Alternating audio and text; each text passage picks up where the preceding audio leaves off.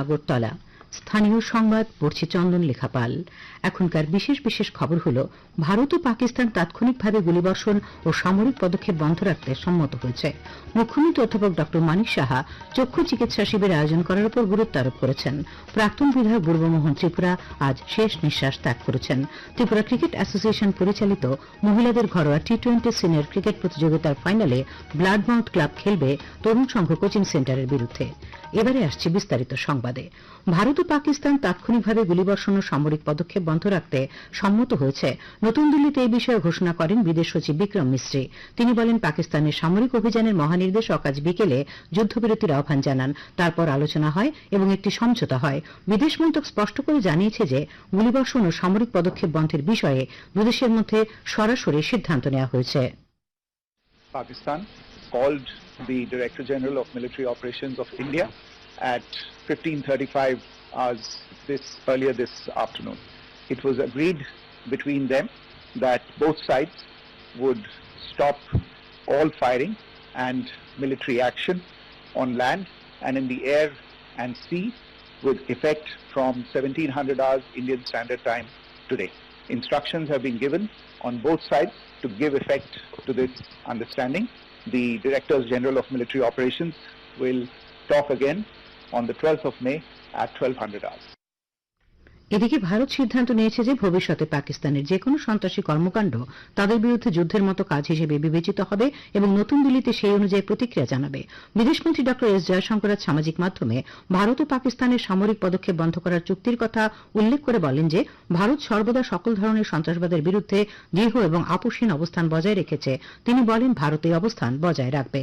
সেনাবাহিনীর কর্নেল সুফিয়া কুরেশি আজ নতুন দিল্লিতে সংবাদ মাধ্যমকে বলেন, ভারতের বিরুদ্ধে উস্কানিমূলক পদক্ষেপের পর পাকিস্তান ব্যাপক ক্ষতির সম্মুখীন হয়েছে, কারণ নতুন দিল্লি তাদের অপারেশন সিন্দুরের মাধ্যমে ইসলামাবাদের আক্রমণাত্মক এবং প্রতিরক্ষামূলক ক্ষমতা ভেঙে দিয়েছে। তিনি বলেন, ভারতের অভিযানগুলি কেবলমাত্র ভারত বিরোধী কার্যকলাপের জন্য ব্যবহৃত সন্ত্রাসী শিবির ও সুযোগ সুবিধাগুলির উপর লক্ষ্য করে পরিচালনা করা হয়। তিনি আরও বলেন যে ভারতের সশস্ত্র বাহিনী কোনো ধর্মীয় স্থানকে লক্ষ্য করেনি। তিনি বলেন যে পাকিস্তান দাবি করছে যে তারা তাদের JF-17 দিয়ে ভারতের S-400 এবং ব্রহ্মস ক্ষেপণাস্ত্র ঘাঁটি ক্ষতিগ্রস্ত করেছে, যা সম্পূর্ণ ভুল। তিনি আরও বলেন যে এটিও ভুল তথ্য যে সিরসা, জম্মু, পাঠানকোট, ভাটিন্ডা, নালিয়া এবং ভুজে ভারতের বিমান ঘাঁটি ক্ষতিগ্রস্ত হয়েছে। তিনি বলেন যে ভারত একটি ধর্মনিরপেক্ষ জাতি এবং তার সেনাবাহিনী সাংবিধানিক মূল্যবোধের একটি সুন্দর প্রতিফলন। উইং কমান্ডার ভূমিকা সিং বলেন, পাকিস্তান মিথ্যা অভিযোগ করেছে যে ভারতীয় সেনাবাহিনী মসজিদের ক্ষতি করেছে।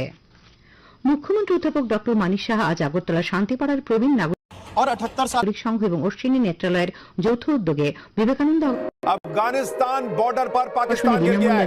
तालिबान टीटीपी का पाकिस्तानी फौज पर हमला। टीटीपी के हमले में 20 पाकिस्तानी। অনুষ্ঠানের পর মুখ্যমন্ত্রী সাংবাদিকদের বলেন, ভারত পাকিস্তান যুদ্ধের আবহে বাংলাদেশ আন্তর্জাতিক সীমান্তে নজরদারি আরো জোরদার করা হয়েছে।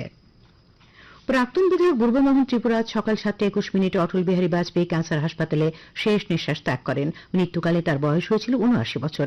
মৃত্যুকালে তিনি স্ত্রী, 3 পুত্র এবং 1 কন্যাকে রেখে গেছেন। দীর্ঘদিন ধরেই তিনি দুরারোগ্য ক্যান্সারে ভুগছিলেন। করবুক কেন্দ্র থেকে 2018 সালে বিজেপি দলের হয়ে জয়ী হন বুর্বমোহন ত্রিপুরা। পরে 2023 সালে বিধানসভা নির্বাচনের 1 বছর আগে বিজেপি দল ত্যাগ করে টিপরামথায় যোগ দেন তিনি। আজ দুপুরে তার মরদেহ বিধানসভা প্রাঙ্গণে নিয়ে আসা হলে সেখানে প্রয়াতের প্রতি শ্রদ্ধা নিবেদন করেন খাদ্যমন্ত্রী সুশান্ত চৌধুরী, প্রতিমন্ত্রী বিশ্বকৃত দেববর্মা, বিধায়ক সুদীপ রায় বর্মন, মেয়র দীপক মজুমদার, বিধায়ক পলদাংশু, বিধায়িকা স্বপ্না দেববর্মা, বিধায়ক ফিলিপ কুমার রিয়াং সহ অন্যান্যরা। মুখ্যমন্ত্রী অধ্যাপক ড মানিক সাহা বুর্বমোহন ত্রিপুরার প্রয়াণে শোক ব্যক্ত করেছেন। এক শোক বার্তায় মুখ্যমন্ত্রী বিদেহী আত্মার সদ্গতি কামনা করেন এবং শোক সন্তপ্ত পরিবারের প্রতি সমবেদনা জানান। বুর্বমোহন ত্রিপুরার প্রয়াণে শোক প্রকাশ করেছেন বিদ্যুৎ মন্ত্রী রতনলাল নাথ।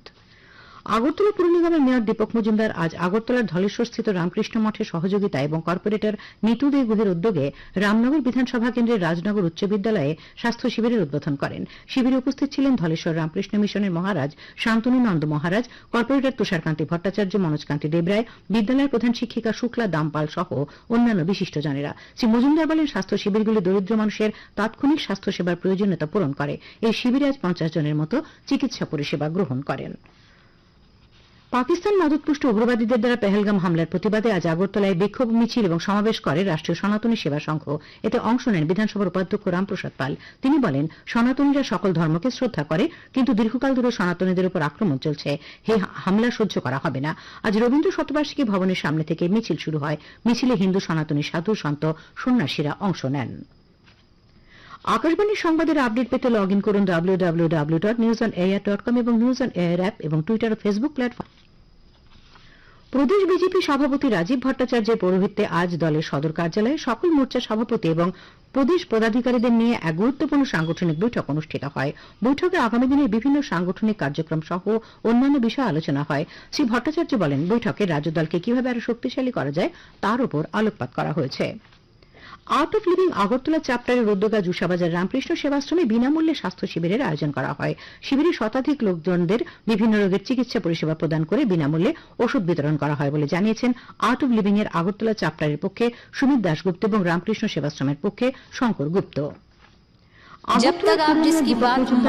রাজধানীর বিজয় কুমার স্কুলে 7 দিন ব্যাপী এনএসএস এর বিশেষ শিবিরের উদ্বোধন করেন তিনি। বলেন, এই ধরনের শিবির ছাত্রছাত্রীদের সামাজিক ও মানসিক বিকাশ ঘটাতে অগ্রণী ভূমিকা পালন করে। খেলার খবর।